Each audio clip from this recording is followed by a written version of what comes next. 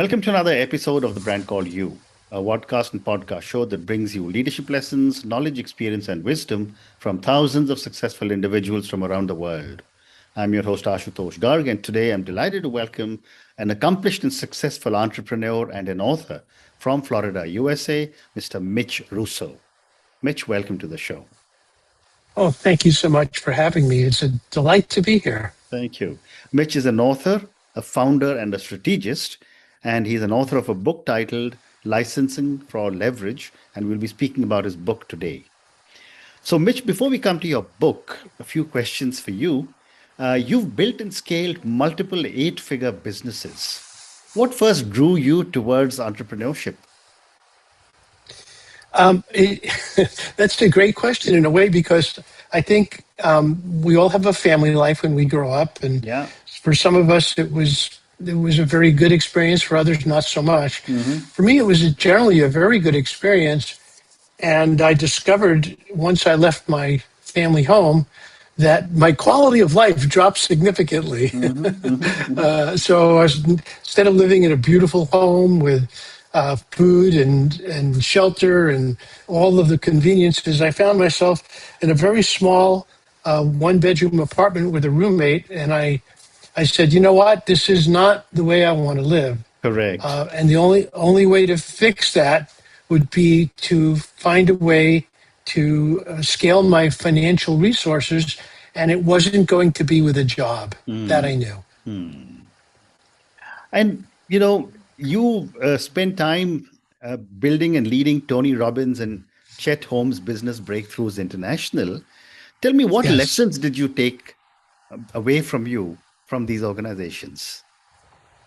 It's so funny because I'm just about to release another book called Seen Not Sold. And in this book, I tackled the very complex idea of why sales metrics fade, particularly after product launches, and maybe even today in general, as the noise increases significantly in the communication business and social marketing arenas. And what it comes down to is something I learned from Tony and Chet. So Tony focused mostly on people's energy. He focused on raising their state and bringing them to a place where they can operate very, very efficiently. Chet was more of a technician and a strategist. So a lot of my training comes from working with these two gentlemen after I had already scaled a software company in which I had 250,000 customers and sold it. So I already came to the table with a lot of experience, a lot of operational experience. What I learned from both of these individuals was that it takes both heart and mind. It takes both empathy and passion.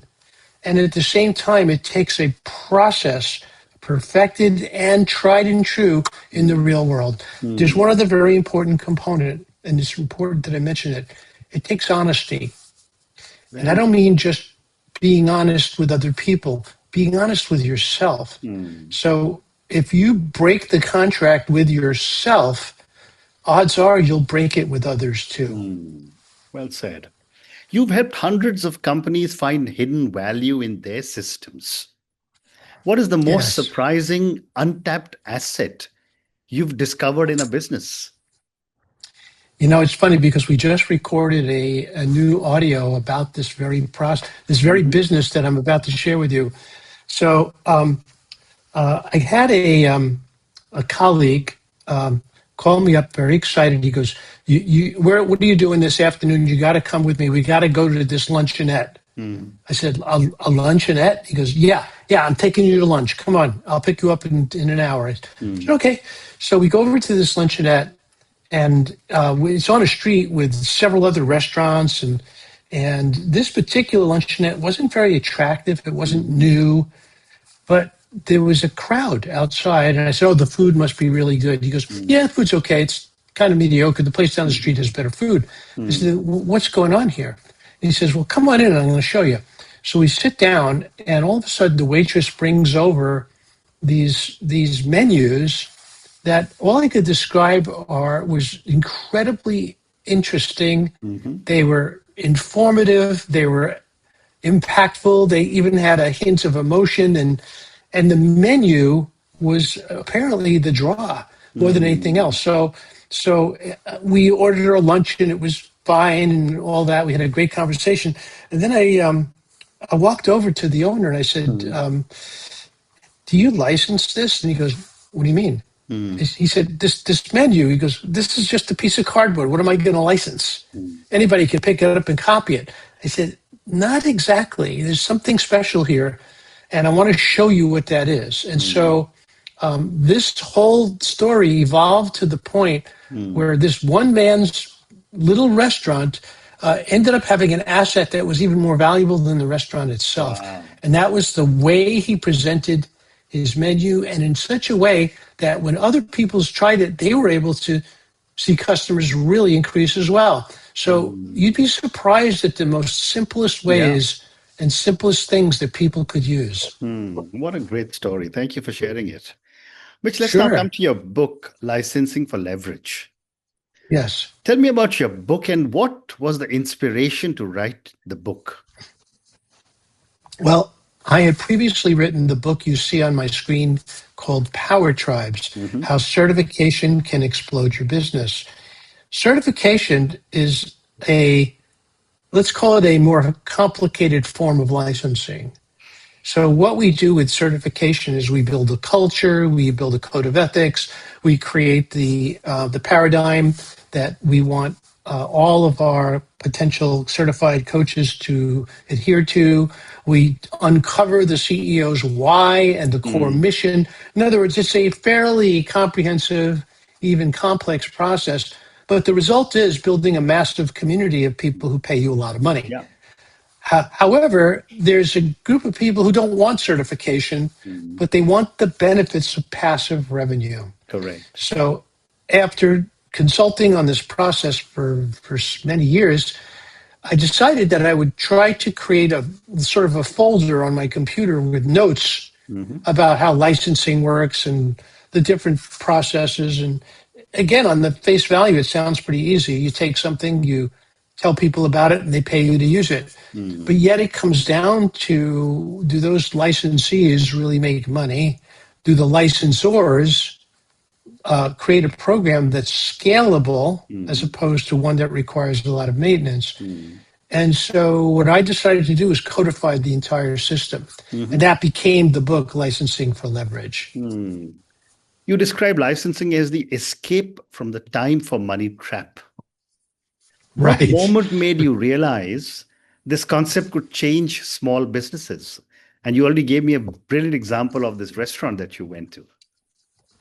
Right. So the other day in another interview, the host said, "Well, I'm interested in this process of licensing. Let me tell you what I have and tell me what you think." And so he went on to describe his little business about what he did. And I'm not going to get into the exact details. Yeah. But at the end of the conversation, we had found at least two different things, processes that he could license to generate passive recurring revenue. So my interest in this is helping people generate passive recurring revenue. Everybody here, we all have quote unquote activities. We call them businesses or jobs. But if we can figure out something that makes our life more efficient, if we could figure out a way to scale something relatively quickly that others quite haven't mastered yet, we could license that. And Licensing for Leverage lays out the entire model, including the blueprint on how it's done. Great response. You also say every business has untapped gold within its systems. What's the first step to uncovering this hidden potential? Another example, a woman has a fantastic temp agency, a hiring agency, and she brings in people and she effectively markets talent to corporations. And if they hire their talent, she gets paid a spread on what the cost of that talent is. Yeah. And she was more successful than her competitors. And I asked her why. And as we got to talking, I discovered that she did things a lot differently than a lot of other people. And I said, did you realize that your process of doing this might be more valuable than your actual company? She says, no, don't be silly. That can't be true. Yeah. And I showed her how you could go and take it. And she goes, you mean even my competitors? I would offer this to my competitors? I said, sure. Yeah. They're not you. Why not? And bottom line is that if she hasn't done it yet, but if she chose to, she could turn this into a massive licensing business. And by the way, most people, once they enter the licensing world, realize that they have more than one thing that they'd like to license. Correct. So it's a beautiful opening to a possibility of creating a lot of passive revenue. Fascinating. Which gives me the segue to my next question. Your licensing qualification framework includes 5 factors. Tell me about these 5 factors, and which one do you think entrepreneurs most often underestimate, and why? Well, I'm not sure this is exactly the way it's written in the book, but to me, most things that people miss are the value. So when we go into a situation in terms of helping people get their material licensed, they don't realize that there is an enormous amount of value in the training. So when someone says, yeah, I have this process, we could license it, I said, well, what if you could turn that into 3 licenses instead of 1? And they said, what do you mean? I said, well, there's a level 1, a level 2, and a level 3. So you have to decide in advance not only what you're going to license, but where, how long, and for what this license is covered. And again, how do we train people in implementing the process so that they get an ROI that's big enough so that next year they'll continue to pay for licensing. So that would be my way of summarizing these steps. You also outline the 4 pillars of successful licensing. Could you tell us these 4 pillars? We don't have time to go into all the details, but tell me these 4 pillars, and then I've got a few questions. Sure. So I'm not going to get into all of them, but the first and very most important pillar is competitive pricing. So if you don't understand the competitiveness of your marketplace, that is probably how you will fail the fastest. It's best to dig deep into the market before you launch a licensing program and discover what the true need is. If you see the need, now the question is it a need for the whole thing or a need for a portion of what it is that you could license? Yeah. So once again, I'll go back to the example of the hiring of the staffing company.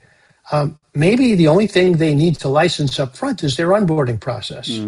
Maybe later they could expand that license to include the recruiting process. So all of these pieces are able to be assembled together to create a cohesive package of products or services or processes. And then the training must go into place as well. Right. The qualifications must go into place as well. What's the difference between a licensing model and a franchise or certification program? And when Great question. When should a business choose one over the other? Yeah, it's a question I get a lot. So in the United States, certification is illegal, is not regulated, but franchising is. Correct. So every state has their own franchise law. So like if you walk into a McDonald's in Massachusetts versus Florida, that franchisee has an entire different set of legal documents that they must adhere to. Certification requires no licensing and there are no regulations along with it. And certification, by the way, is determined, the only person who determines that you are certified is the owner of the company who released that certification. Right. So when I built Timeslips Corporation and we certified our consultants, I'm the one who decides whether they're certified or not. Yeah. There's no body of regulation that does that. Many entrepreneurs fear losing control when they are asked to license their IP. How does your Right. control framework help them overcome this fear?